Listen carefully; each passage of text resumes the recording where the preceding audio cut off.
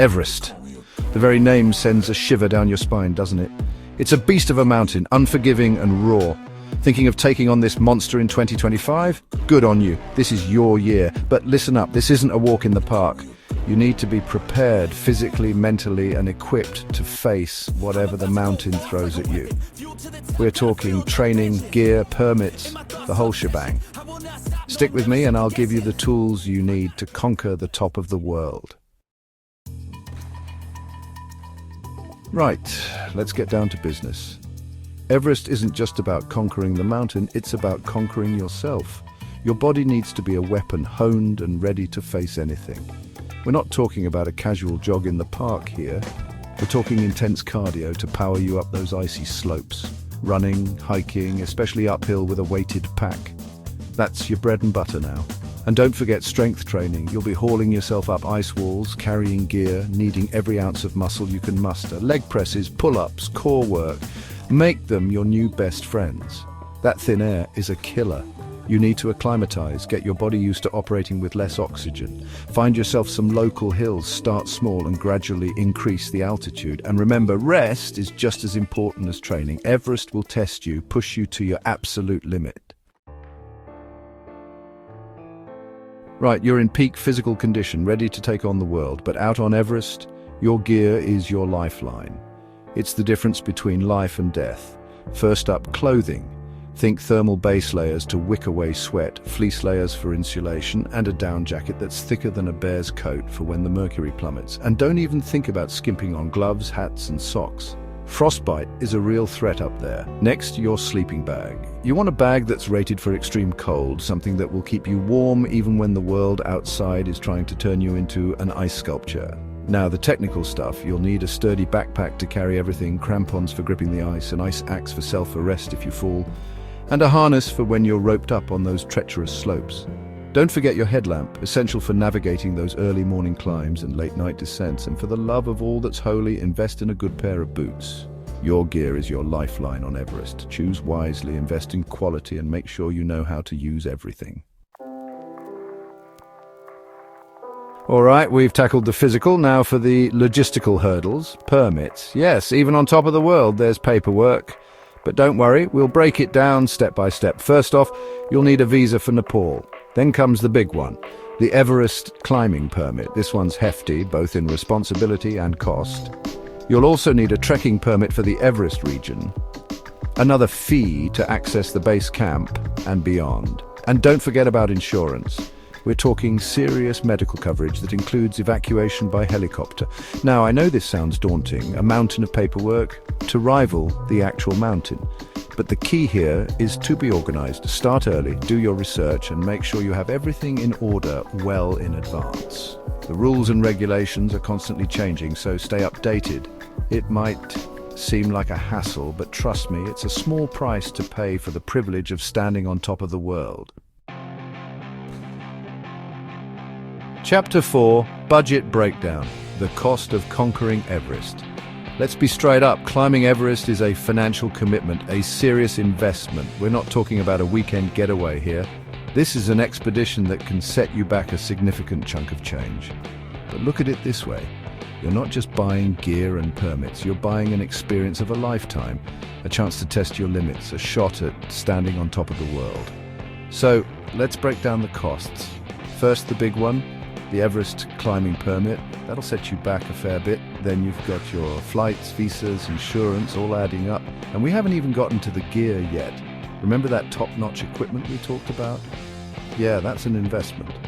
From boots and backpacks to sleeping bags and down jackets, quality comes at a price.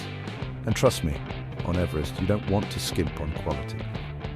Then there are the in-country expenses, food, accommodation, transportation. The key is to be realistic, plan your budget carefully, and factor in every possible expense. Remember, this isn't just about getting to the summit, it's about getting back down safely. Chapter 5. How to get there. Your route to Everest Base Camp. Right, you've trained your heart out, got your gear sorted, and navigated the permit maze. Now it's time to embark on the journey of a lifetime. Now comes the adventure of getting there. This isn't just any trip, it's a pilgrimage for adventurers and thrill seekers alike. We're talking about a journey to the roof of the world, a trek to Everest Base Camp. It's a path that has been walked by legends and dreamers. First stop, Kathmandu, the vibrant capital of Nepal.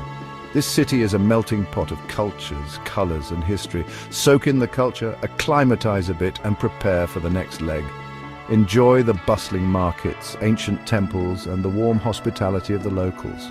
Then you have two options: a thrilling flight to Lukla, known as one of the most dangerous airports in the world, or a longer trek through the mountains. Each option offers its own unique set of challenges and rewards. The flight to Lukla is an experience in itself.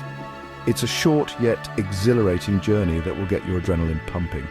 Imagine landing on a runway carved into the side of a mountain surrounded by towering peaks. It's a moment you'll never forget. If you choose to trek the whole way, get ready for stunning views, charming villages, and the thrill of walking in the footsteps of legends. The journey is as rewarding as the destination. No matter which route you choose, the trek to base camp is an adventure in itself. Every step brings you closer to the majestic Everest. This trek is a test of your endurance, a chance to connect with the raw beauty of the Himalayas, and a journey that will stay with you long after you return from the top of the world. It's not just a trek, it's a transformative experience. Chapter 6, Biggest Challenges and Survival Tips. Conquering Everest's extremes. Okay, we're getting to the nitty-gritty. You're on the mountain, facing Everest's raw power.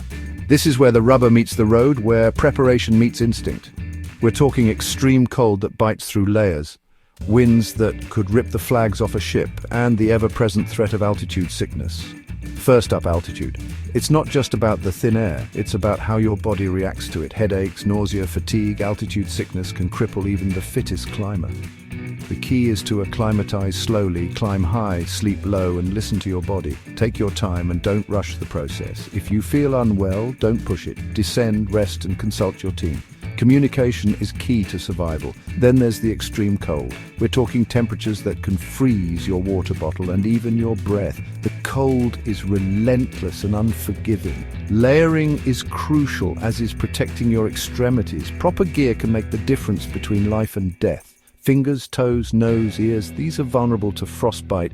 Keep them covered, keep them warm, and keep an eye out for any signs of discoloration. Early detection is crucial. And then there are the storms. Everest throws some brutal weather your way, blizzards that reduce visibility to zero, winds that could knock you off your feet. These conditions test your limits. Mental strength is just as important as physical strength here. Supporting each other and staying positive can make all the difference. Chapter 7, Final Summit Push, standing on top of the world. This is it, the final push. The moment you've been training for, dreaming about, and working towards for months, maybe even years. You've battled the elements, conquered your fears, pushed your body to the limit. Now the summit beckons, calling you to take those final steps. You're in the death zone now, above 8,000 meters, where the air is so thin it barely sustains life. Every breath feels like a struggle, every heartbeat a reminder of your determination. Every step is a monumental effort, every breath a victory. Your muscles ache, your mind races, but you keep moving forward. You'll be climbing through the night, using headlamps to light the way, the crunch of your crampons on the ice the only sound.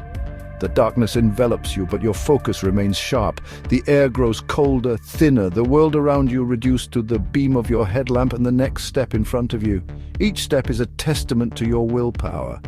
You'll reach the balcony, a small flat area where you can catch your breath, take in the view for a moment. It's a brief respite, a chance to gather your strength. And then, the final climb to the south summit. The path is steep, the air thin, but your resolve is unbreakable.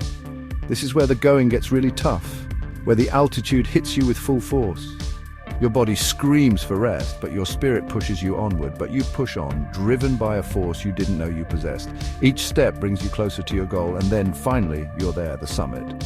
The culmination of all your hard work and perseverance, the top of the world, a place few have stood, a view that defies description. The view is breathtaking, a panorama of snow-capped peaks stretching to the horizon. You did it. You conquered Everest. The sense of accomplishment is overwhelming. Take a moment to soak it all in, the culmination of months of preparation, the realization of a dream. This is your moment, standing on top of the world.